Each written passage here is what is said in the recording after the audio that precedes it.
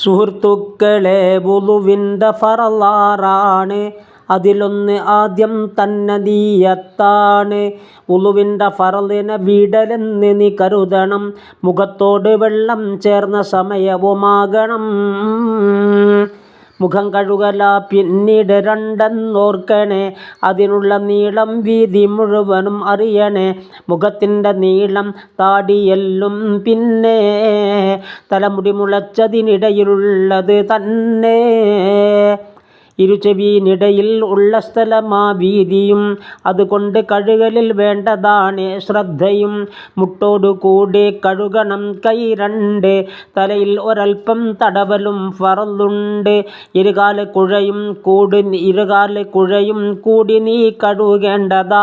ഇത് ഫറളിൽ 5 ഓർക്കേണ്ടതാ. കാലിൽ തറച്ചൊരു മുള്ള് വെളിയിൽ കണ്ട്, എന്നാൽ അതൂരിക്കളയണം എന്നുണ്ട്. പിന്നീട് അവിടം കഴുകണം വുളുവിന്. കഴുകാതെ സാധ്യതയില്ല സിഹത്തിന്. ഇനി മുള്ള് മുഴുവനും ഉള്ളിലേക്ക് മറഞ്ഞു പോയി. അതുകൊണ്ട് യാതൊരു കേടുമില്ലത് സിഹത്തായി. വുളുവിൻ്റെ ഫറളിൽ 6 തർത്തീബാണ്. അത് മുൻ പറഞ്ഞ പ്രകാരം നടത്തലുമാണ്. വുളുവിൻ്റെ നീയത്തോട് മുങ്ങൽ കൊണ്ട് മതിയാകുമെന്ന വുളുവിനും അത് കൊണ്ട്. വുളുവിൻ്റെ ആദ്യം ബിസ്മിയും ഖദ് സുന്ന.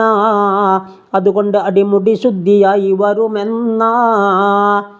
ഇല്ലാതിരുന്നാൽ ഏത് അംഗമിൽ വെള്ളവും സ്പർശിച്ചു എന്നാൽ ശുദ്ധിയായി അത് മാത്രവും.